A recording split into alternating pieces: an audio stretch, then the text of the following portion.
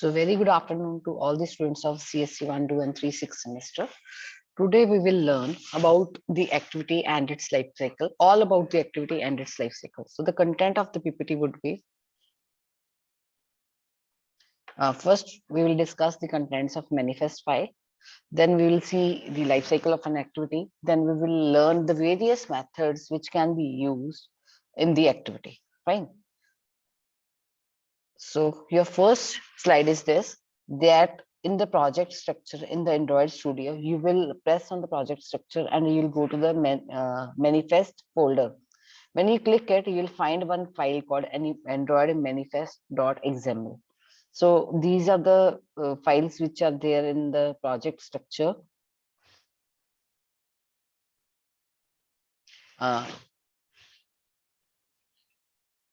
So I'll show you the live environment from where you will understand the things.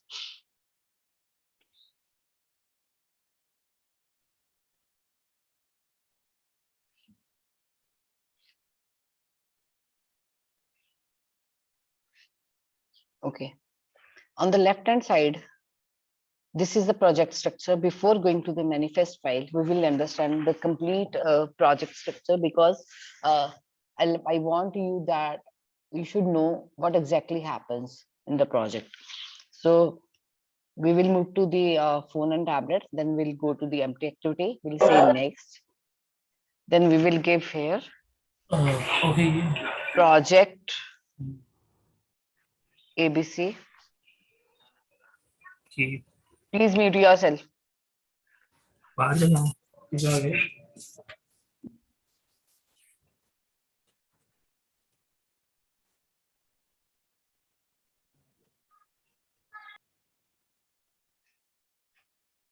So as you can see on your screens, probably it will come onto your screen.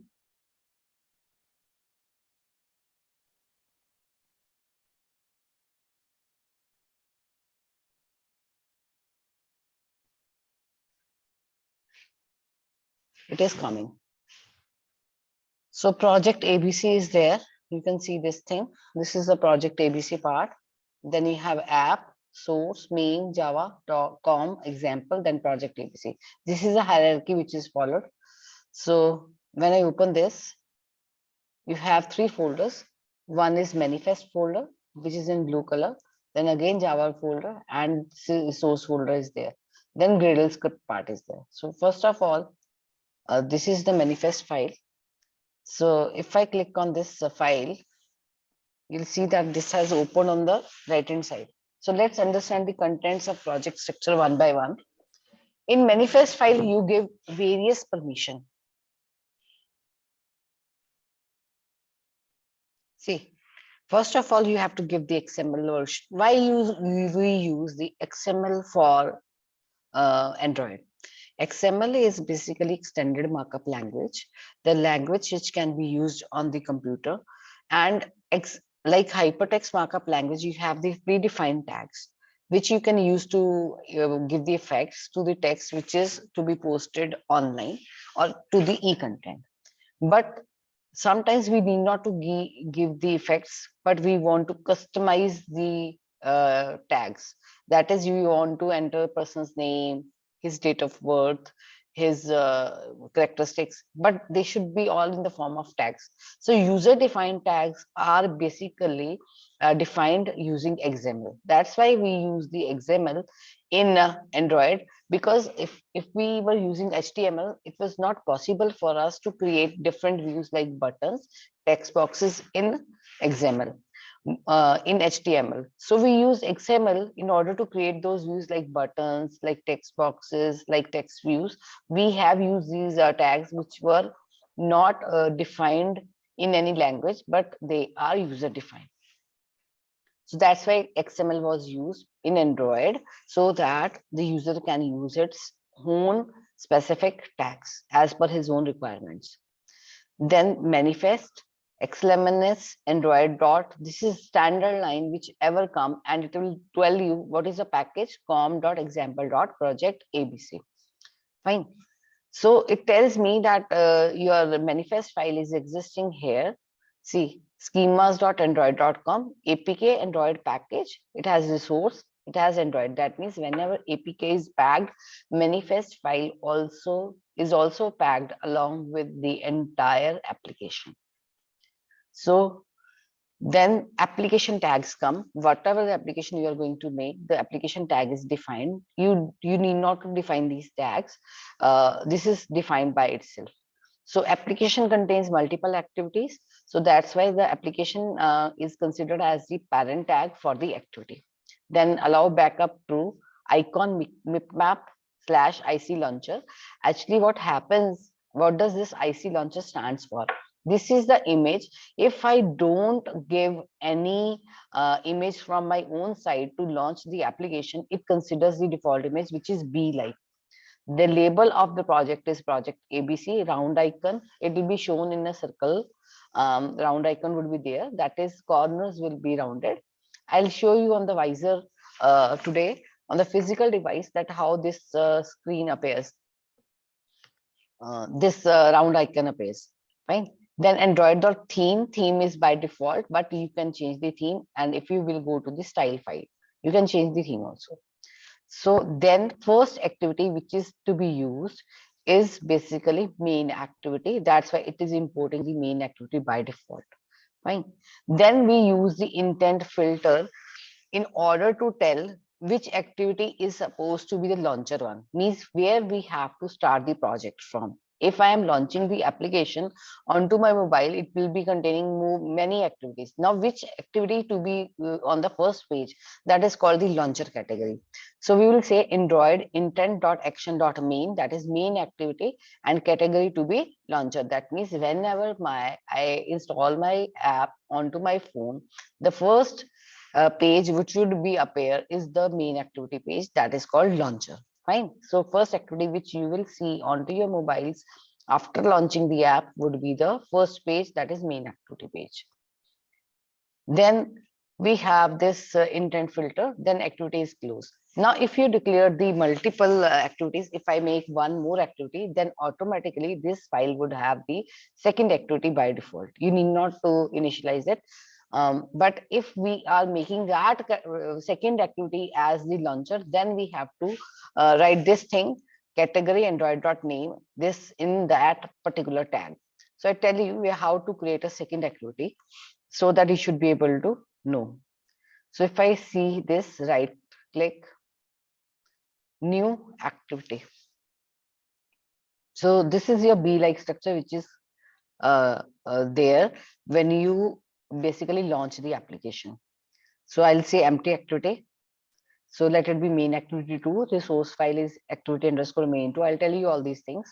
Then package name is again com.example.project abc java and main. If I say finish, it will take only 1 to 2 minutes, and you will see the changes in the android.xml file.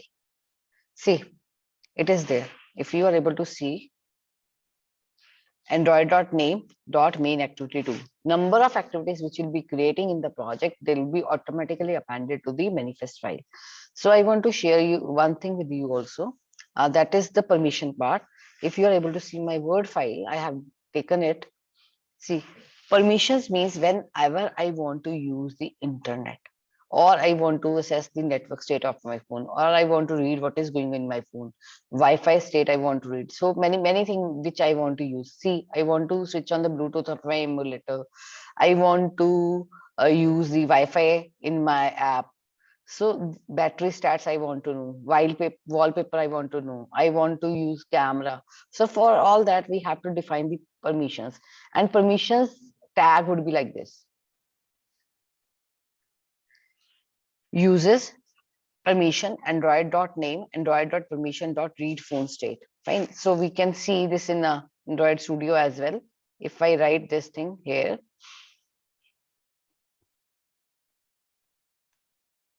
see, I can write this way: uses permission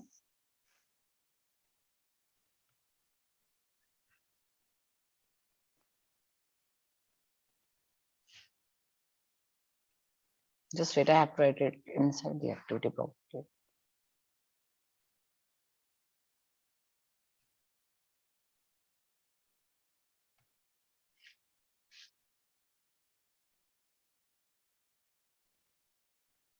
Here you will define this entire tag, whatever you want to use, intent.action. Camera or internet if I want to use. So you will use. Here's information from consumer, FTC, Gov, Federal Trade Commission. See. Just wait.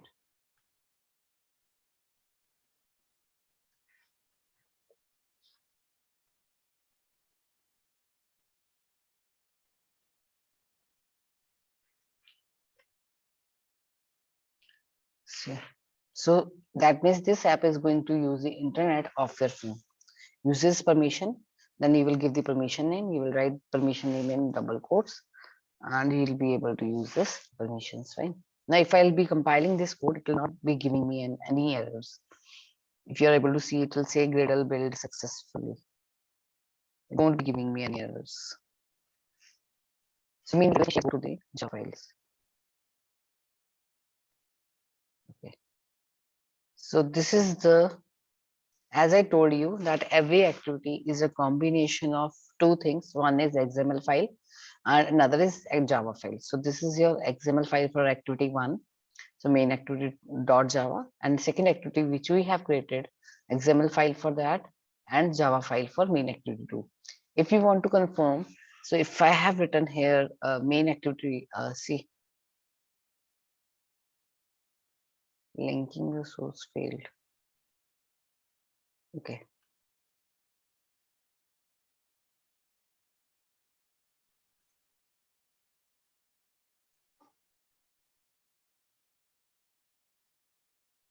Okay, when we will be using this, I'll let you know. Maybe this permission is not there.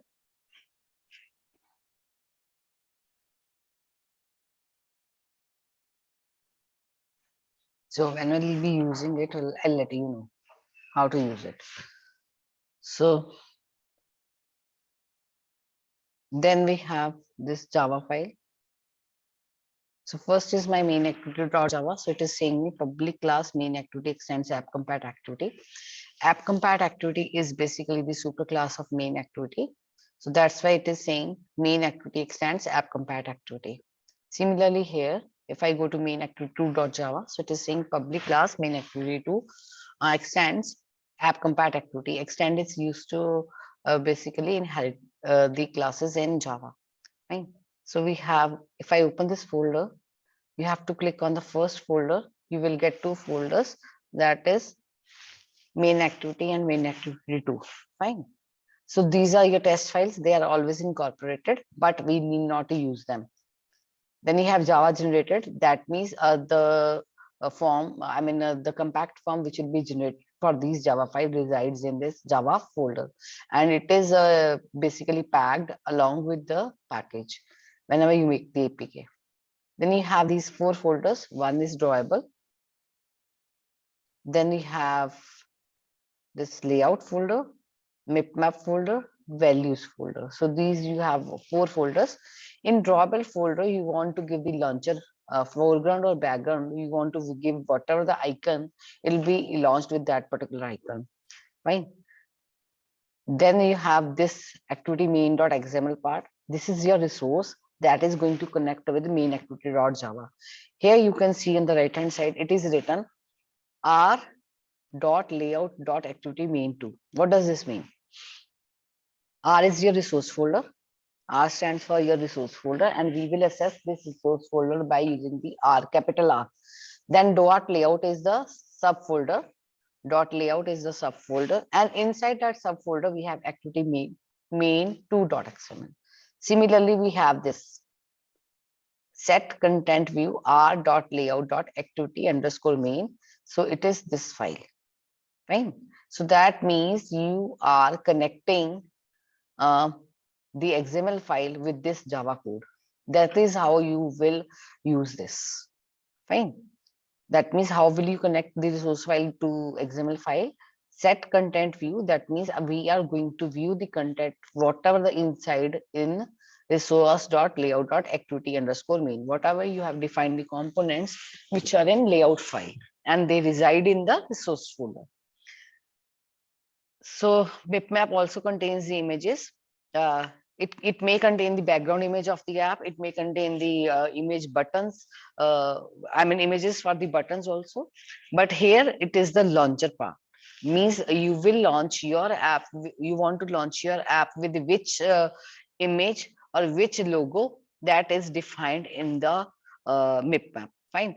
And sometimes the corners are made rounded. For that, you have this IC launcher round. Right. For that, we have IC launcher round.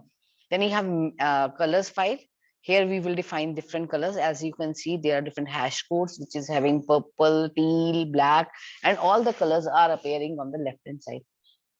So when you say use color, this you will give the name and it will automatically pick the colors from this file. Similarly, the strings which you want to use again and again, that we can define in this part. Then you have themes. So it has some themes inside, item name, color, whatever you want to give the colors, you can do the theme in the background in the custom bar. So you can put those colors from here, this themes part. Then you have resource generated compact form, whatever you have given is in this resource folder. So these Java generated in resource folder are not of our use. Then you have Gradle scripts. These are all the background scripts which I used for building the application, right? So this is all about the manifest file.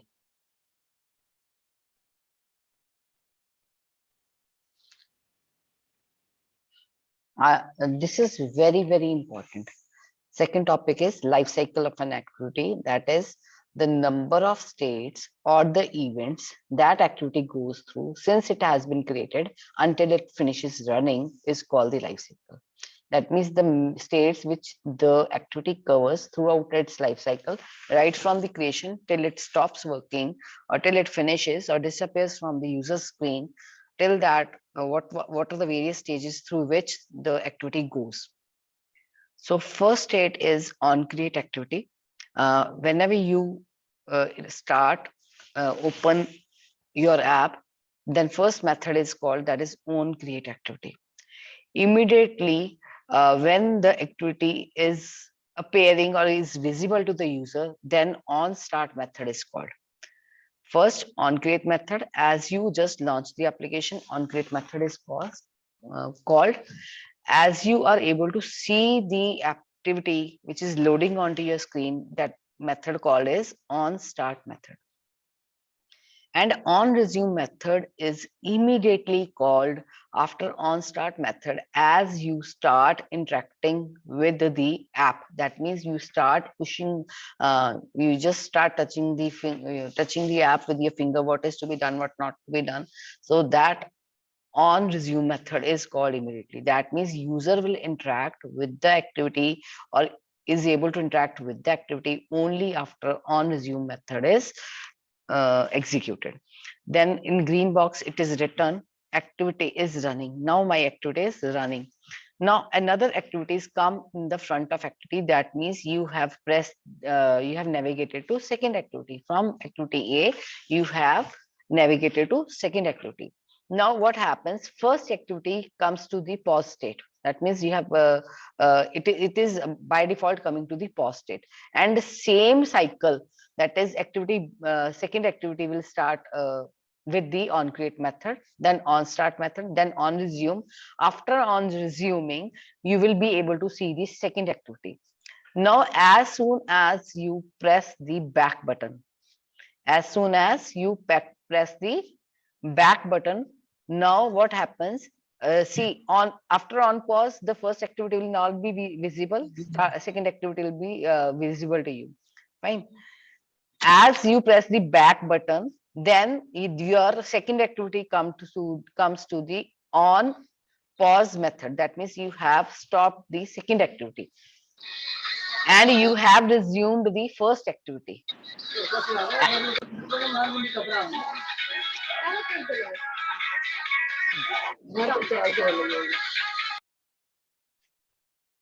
As soon as you have resumed the first activity, then the on pause method of the second activity will be called, because that second activity will not be visible to you now. Now, if you are not using that second activity, then the on stop method and on destroy method will be called by itself. After that, when you again press the back button, that means you want your activity to shut down, then on stop and on destroy method will be called again, and you will not be able to see that activity.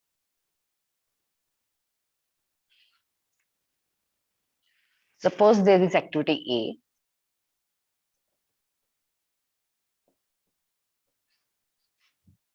This is activity B.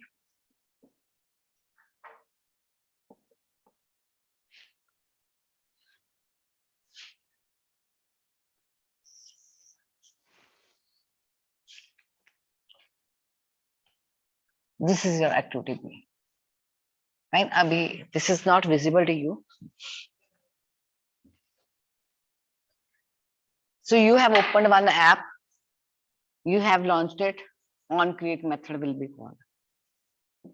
Then once you are able to see the app onto your phone, then your on start method will call.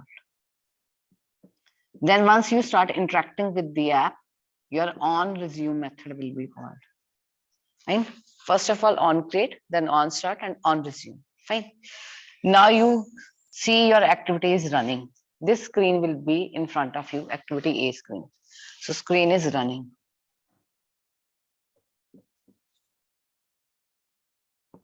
As you moved, you press the activity that you want to move to the activity 2.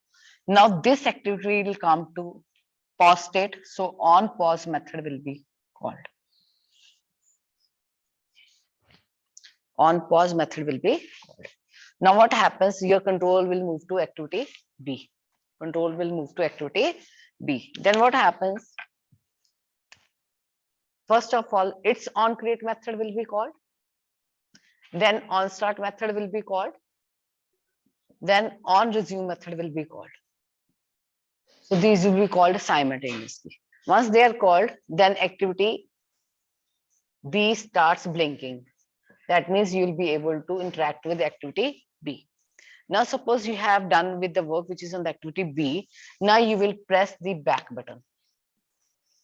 You will press this back button. Now what happens? As soon as you go to the back button, its on pause method will be called. Its on pause method will be called. And here on restart method will be called, because you are moving from activity B to activity A by pressing the back button. So on restart method will be called. On restart will call this activity from on start method. It will not create it. So it is mandatory to define all your variables in the on create method, because when you make a back, it is not going to create it again. So it will again use this cycle on start, on resume, and on pause. Whenever this on pause method is called, A screen will not be visible. A screen will not be visible. That means it will disappear from your screen and activity B starts visible. Now, once on pause method will be called, then activity B will disappear. Activity B will disappear. Now, if we are not going again back to activity B, immediately once its on start method, restart method will be called, its on stop method will be called. On stop. Fine, on stop. And in the mid stage, there is one method which is called on resume. On resume. That means if you again move from this screen to this screen, you are going to restart this activity, and the state will be on resume. The state will be on resume. Now, if we are not going to restart it, then immediately after on stop, on destroy method will be called. That means this activity has released all the resources it was using. This activity has released all resources it was using. Now you have done with your work on the activity A, and you again press back button of activity A. Now what happens? Its on stop method will be called, then followed by on destroy method will be. So this is how this entire life cycle goes on stop, then on destroy. It is not visible onto your screen. Then on destroy method will be called. So once on destroy method will be called, then app A will disappear from your screen. This is how it starts working, right? So as you can see the diagram, so first of all, activity starts with the on create method, then on start, then on resume method will be there. Activity is running, another activities comes in the foreground or in front of the activity. Then what happens? On pause method of first activity is called, whereas on create method of second activity is started. Then on start, on resume, activity is running. Once it goes to the pause state, then this activity, goes to on restart state when you come back from B to A. Fine. Then if user navigates back to the activity, that means back to the home screen, then on stop and on destroy method will be called and activity is shut down. So it will release all the resources which were used. Now let's have the brief look, then I'll tell you one thing more. On create, when activity is first created, on start method is just called after its creation, or restart method after on stop. When you have stopped your application, then only restart method will be called. So activity will start becoming visible to the user. Then on resume, when activity is visible to the user and user can interact with it. Then you have on pause method called when activity content is not visible because user resumes the previous activity. On stop, when activity is not visible to the user, becomes some other activity takes place. Then on restart, when user comes on the screen, on resume the activity which was stopped. Now I tell you one thing more which I want to tell you is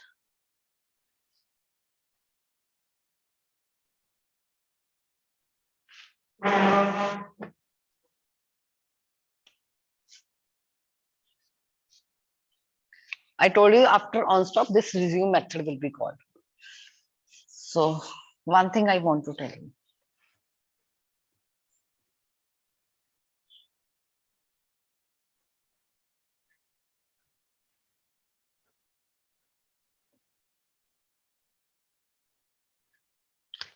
Activity stack.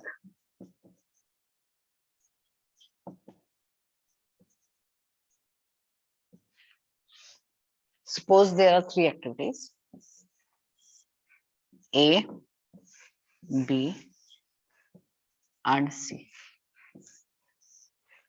There are three activities, A, B, and C. There is a one stack which operates on the last in first out principle. This is called activity stack. So first, your activity A is visible.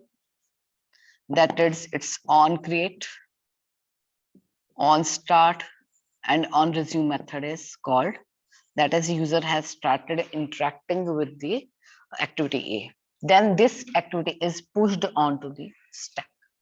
Fine. Activity A has gone to the stack. Now user navigates from A activity to the B. Now what happens?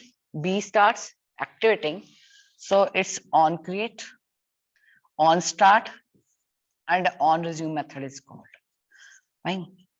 Now, when A navigates to B, that means A is no longer visible and it enters the on pause state. On pause state. Right?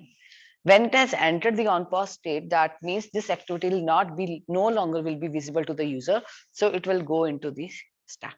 Right? Now, once B is started, on create, on start, on resume, that means user start. आवाज नहीं आ रही ma'am. Wait.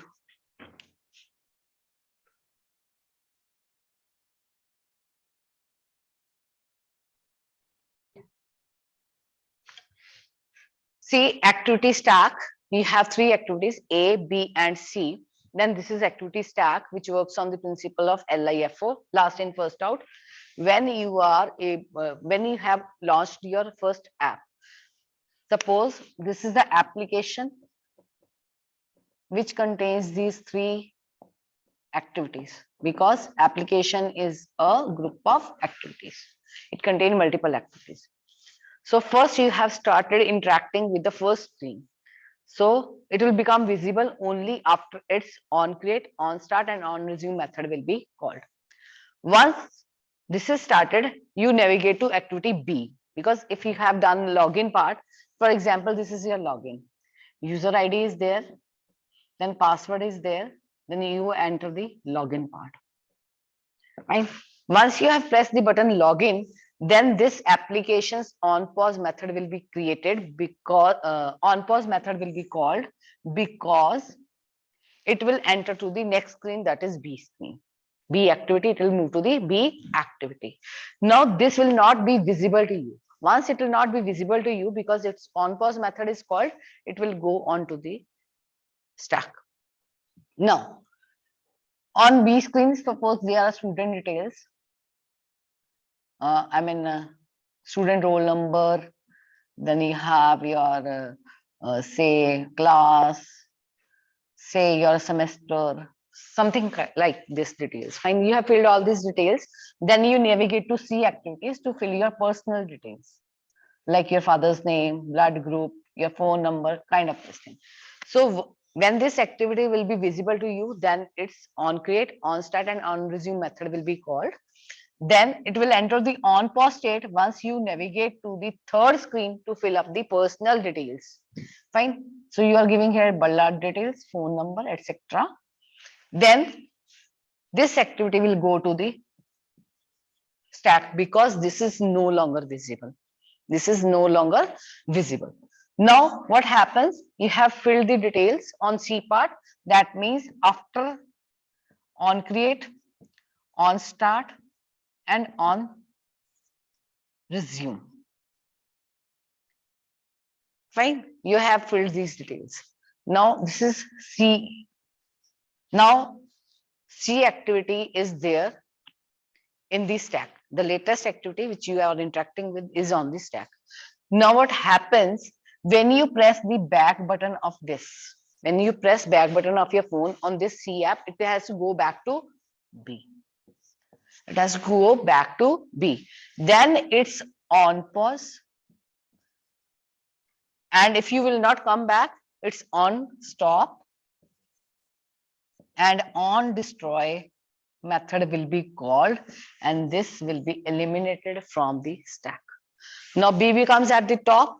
Now you interacted with the B, you again press back button, then it's on pause, on stop method will be called. Now, for example, you have moved to login and you have said that I want to reconfirm the details what I have said. Then you again come here from A to B, you again come here, then this activity will be on resumed part. It will restart, on restart method will be called, then on start and on resumed. Fine. So this entire cycle will go, then on destroy. That means the screen will be vanished from your, activity will be vanished from your screen only after on destroy method is called, or on pause method is called. After these two things, it will be called. When you want that you don't want to interact with the activity anymore, then on destroy method will be called, and your activity will release every resource.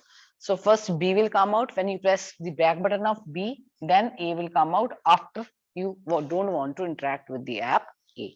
This is how the activity lifecycle works.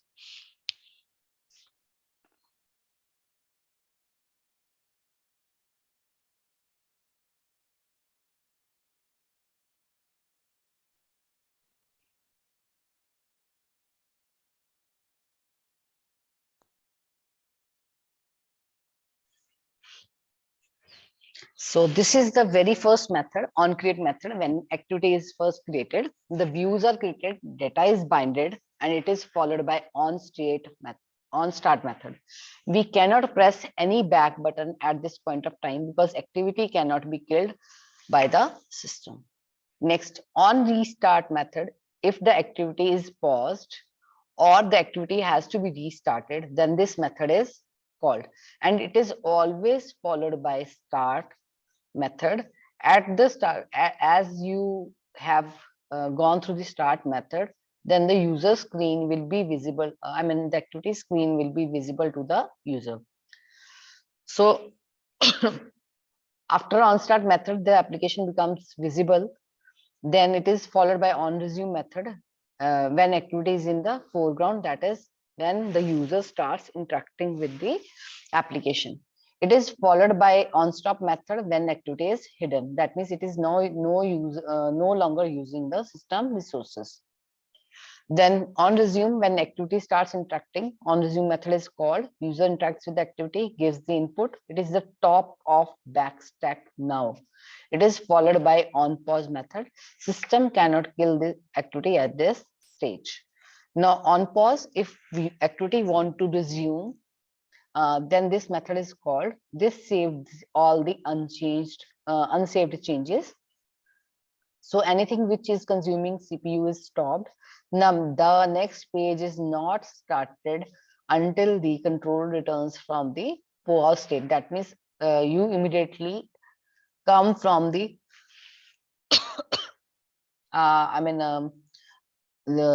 second screen to first screen. For example, you have halted the first screen, you have entered the second screen. As soon as you come back to the first screen, then this on resume method is called, or on restart method is called, right? So the next stage is not started until the control returns from the pause state. So this has very short span of life. If this activity has to come to the foreground, then this has to be followed by on resume. And if it becomes invisible, then on stop method is called. Next, on stop method, if in this case either the activity is destroyed or it is overtaken by another activity. For example, you are in B activity and you have moved to C. Now B is no longer visible and you are not using any resources. B activity is not using any resources, and you will not come back to B activity again. That means this activity becomes invisible, and if you want to re-interact, then on restart method will be used. And if the activities goes away, you don't want to interact, then on destroy method will be used. And system kill all the activity at this stage. That means it will release all the resources at this stage. So on destroy method, when activity has to be destroyed, this is the final call. When you come back to the home screen, that is activity is finished, then it is going to replace the save state. That means you will save your data in the activity finally, and after that it will destroy all the resources. That means it will not use all the resources. It will come back to the main home screen page. So that means the system kills the activity at this particular stage. So essentially there are three states in which the activity remains. First is running state, when the application is in the foreground and user is interacting. This is called resumed state also. Then pause state. In this way, any activity is visible with the previous activity also. Although it is visible, but it is not full focus of the user. Means you can move from one screen to another, or to and fro from one screen to another. Then the activity remains in the pause state. So it is generally not killed. The state of the previous activity is also retained. So it is not even killed. So in the backstack, there is another activity on the top of the pause activity. Whenever you pause the activity, it enters to the backstack, and there is a activity which is on the top will also be visible to the user. Stopped activity, it is no longer visible. Now you cannot, it is now moved back to the background, and stop activity stays alive, but it can be killed anytime. Because if it is not used for more than half an hour or 15 minutes or 10 minutes, or you forcefully exit the application, the activity can be killed at any time. These are the three states. So this is the Java file where you are going to declare the activity. So first method says public class main activity extends activity, app compat activity or activity is the one and the same thing. Then first method I told you on create method is called whenever you are going to create the activity. Now, what does this bundle means and what does this saved instance means? We will learn one by one. Activity is a Java class that creates a default window on the screen where we can place the different components like button, edit text, text view, spinners, etc. I told you all the views are to be placed onto the XML file, and activity is a Java file which will connect to those views so that different events can be performed or different actional listeners can be executed on the clicking of button or something like that. So the activity is this. That means it has the lifecycle method for activities such as onCreate, onStop, and onResume.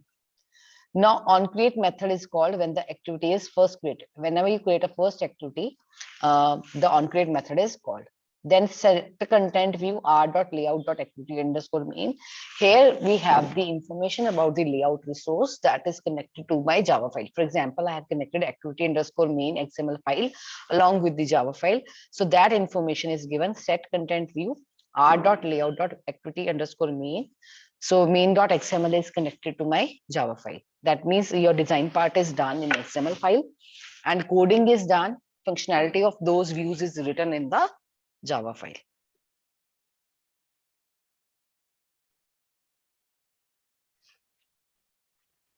Bundles are generally used for passing the data between different activities. There are many activities in which we need to pass the data from one activity to another. It can be used by bundle object. We can create the object of the bundle class, and using those objects, we can send the data from one activity to the another inside the application.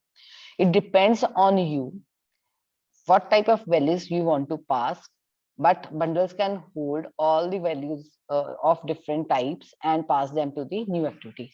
Bundles can hold the data types, different data types, that it can hold the string values, it can hold the integer values, or it can hold the floating point values and pass them to the other activity. Right? So bundles are the objects. Using the objects of the bundle class, you can send the data from one activity to another, and it can be of any data type you want to send. So next, this is the method on create bundle saved instance state activity function. Now what happens when you initialize the on create method, then first activity is called or launched, right? And the method is responsible to create the activity. That means on create method is responsible to create the activity.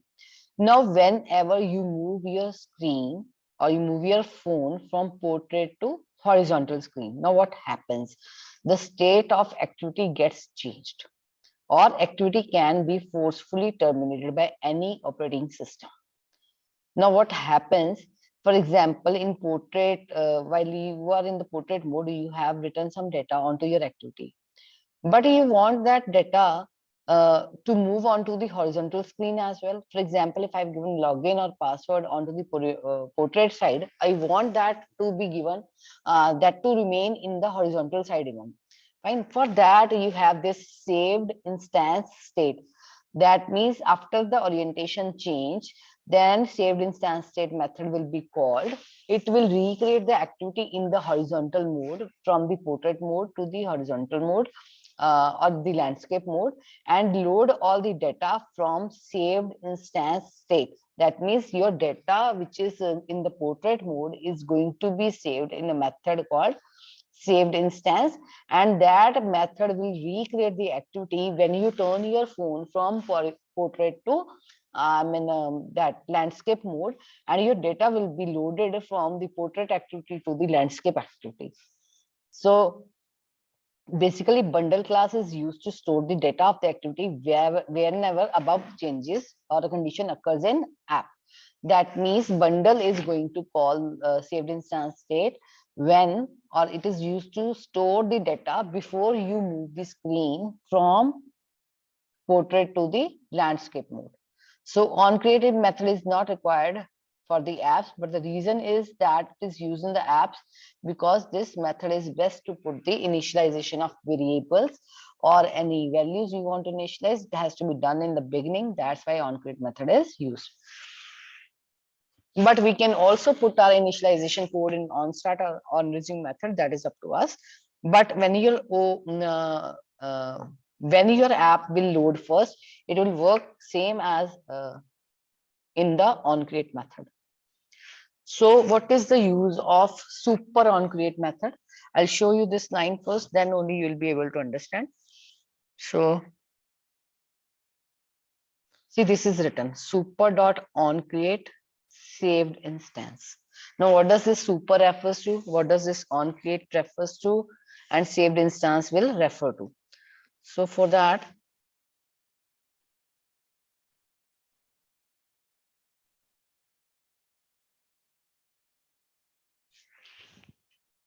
you are telling the Dalvik machine, the VM, which is used to run the Android code, that it has to run the existing code, whichever you have run, which you have written after the onCreate method. So onCreate method of the parent class is there. The code is written inside it, and it has to compile all the code which is written after the onCreate method. For example, it could be UI drawings, maintaining the activity and application life cycles. So this is done with the help of super keyword, which actually tells the Dalvik virtual machine to run your code in addition to the existing onCreate method, or in addition to the existing onCreate class. Now, what is the saved instance state bundle? So saved instance state is a reference to the bundle object, which is passed on to the onCreate method of every Android activity. These activity has the ability to restore them to the previous state using the data stored in the bundle. For example, when you move your screen from one position to another, or portrait to landscape, it is there that in the landscape mode your data is lost, but due to this method saved instance state, your data is retrieved from the portrait to the landscape mode. That means previous state has been restored. Or sometimes it happens where you leave the app, it has your data as it is when you reopen that app. That is done with the help of this saved instance state bundle. So if there is no available instance data, then the saved instance state will be null. For example, whenever you are creating the app for the very first time, this saved instance state will be null. But once it is created, you have deployed your app onto the emulator, then this data will be stored in the bundle object, which is a reference to the saved instance state. Next. Now, what is to be saved and what not to be saved? What not to be saved is this should be discussed first. That is files, database data, images, videos, anything that downloaded from web should not be saved into your apps. Other than that, if a user selects a tab in the on save instance state, the tab selection gets added to the state bundle. And when you will be loading the app for the second time, that selection will be highlighted even in the second time.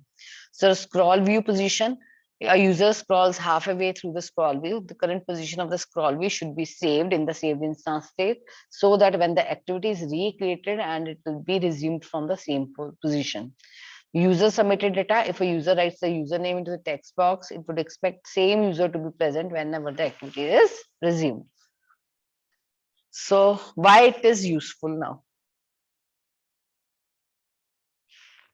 There is one situation when the activity gets destroyed during the rotation. See, when you are moving your phone from the portrait to landscape mode, the portrait activity gets destroyed. Now, when you are into the horizontal mode or into the landscape mode, that you want that data which was in the portrait mode to be in the horizontal mode. So that data can be retrieved from the saved instance state. So when the activity is being destroyed, any state related to the information is saved on the saved instance state will be available when the activity comes back online.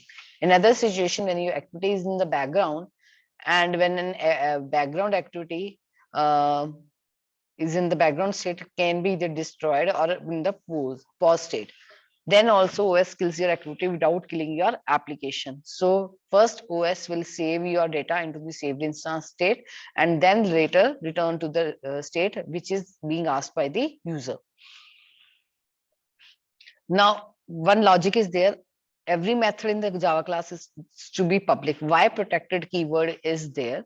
Because logically it should not be assessed by the different classes of the different activities which are inside the app.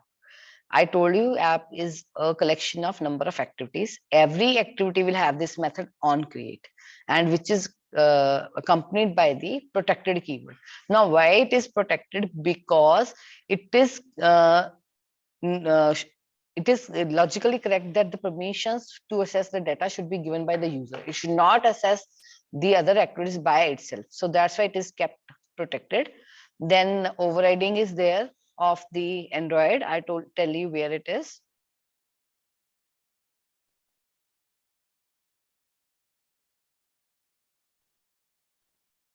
See, this is there. At the rate override. Now I will use this keyword.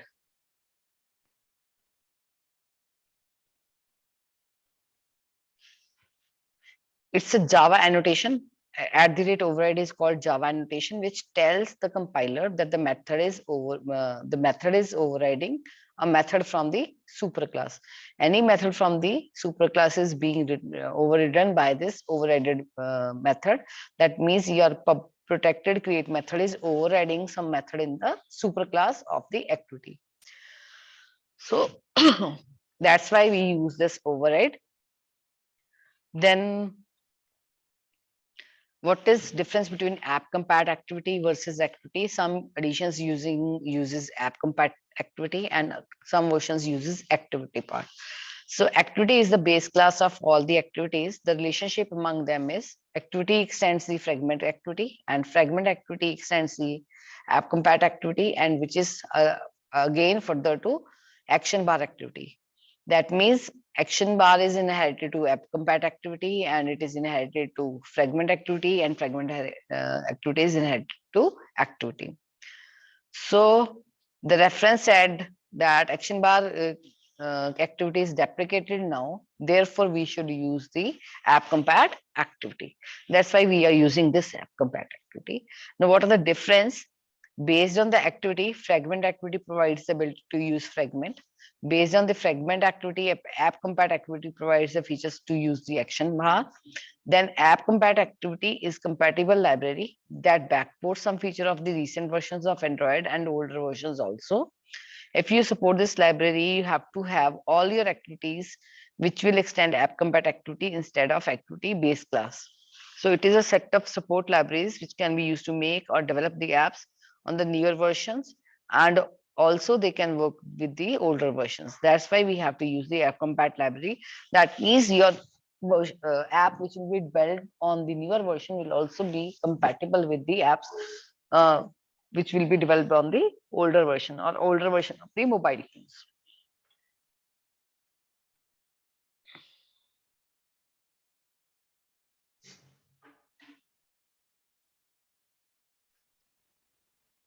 Thank you so much for the patient listening. If you have any doubts or any queries, you can WhatsApp me or ask me personally. That is your wish.